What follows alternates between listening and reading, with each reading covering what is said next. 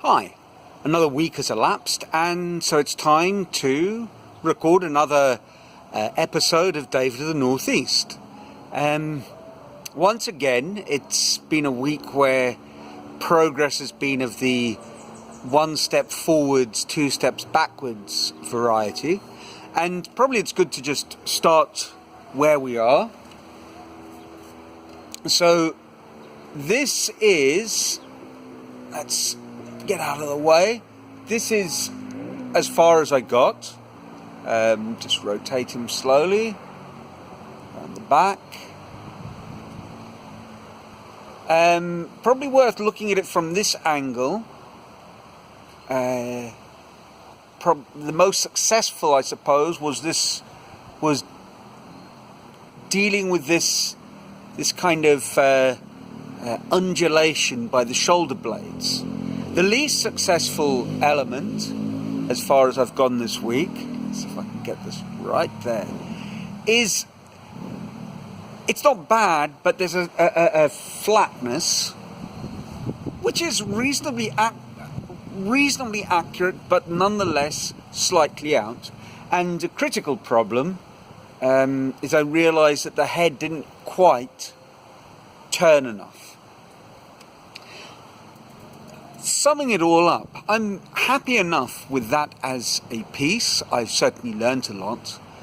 But whilst I said I was going to, come what may, plough on and do a full piece, a full figure, I should say, I think it's probably time to just admit that I know what I've learnt isn't incrementally, it isn't going to really get there in this process. So there's no way around doing detailed drawings. Quite what's the fear element or what's holding me back, I'm not sure. And obsessing too much about that would be also a mistake. I used to say to my friend Mike, there's a great Socratic quote that the unexamined life is not worth living. And I always used to add on that the over-examined life is not being lived. So I think there's an element of the completely unreflected art is not worth making, but the over-reflected art just doesn't get made. You have to make the stuff, reflect a little bit, and then just do it. And so I guess I need to do that.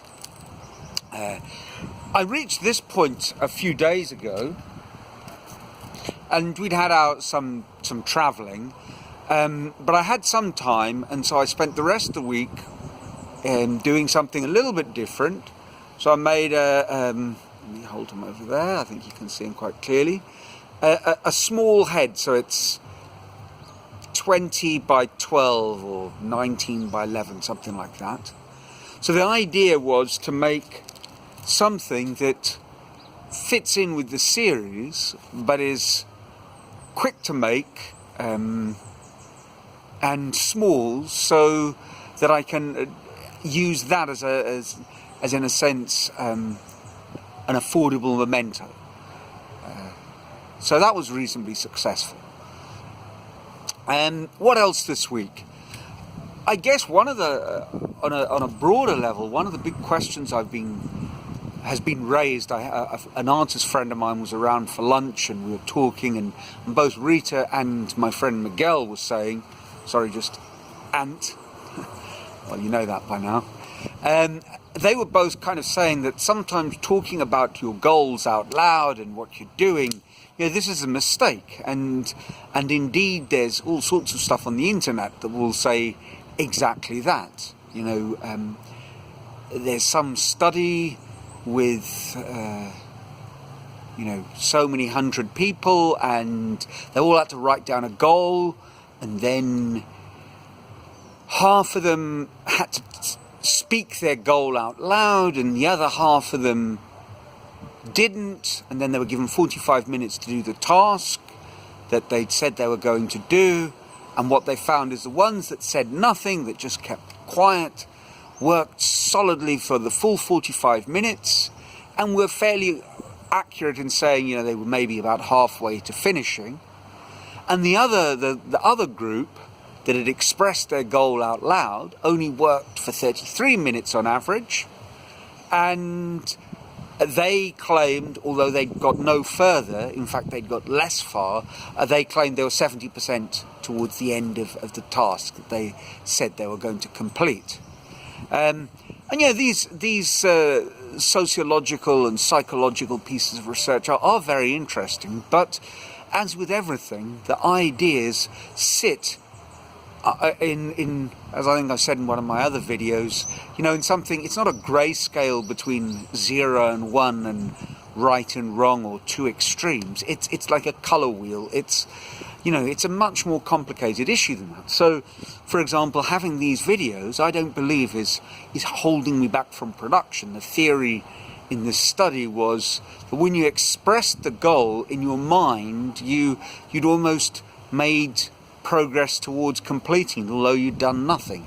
And certainly I don't believe that my problem is I'm fooling myself that I'm getting closer to completing the goal. I think in my case, this kind of very public expression of what I'm doing, there's a lot of reasons I'm doing this. One of them would be as a sort of external accountability system. And I think it is working in that way. It's keeping me honest, as it were. And the other is to have a conversation, a critique of my work, albeit generally talking to myself and one or two others. But I think it's valuable in itself. And if I was in a broader community of artists, maybe I wouldn't feel the same need to do this. I think there's a third reason, if I look at this series and indeed this project, that this isn't about ego, and it isn't about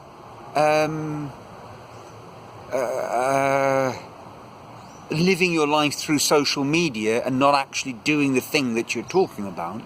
This is a communication method, and as such, a very valuable one.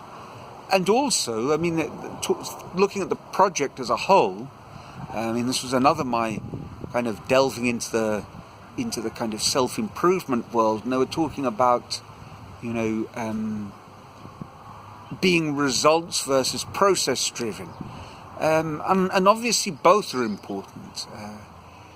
And for me, at the heart of doing something as iconic as tackling some subject as iconic as the Statue of David, it could be argued that there's some kind of ego vanity element to the project. I'm going to produce this amazing thing, and I want the applause. And I'm not doubting for a second that at the end of all of this, that sort of validation is wonderful. But for me, there's a deeper reason, and it is, of course, that it's a Mount Everest, and I think working out how to conquest Mount Everest will bring to bear all sorts of other developments. It's a project to hang a lot of baggage onto. So there we are. That's it for this week. And next week, let's see how I've worked out, whether there are indeed the much fabled drawings coming to light, whether things develop on that front. But I'll leave you hanging, and until next week, I look forward to hearing your comments, and have a great weekend. Ciao.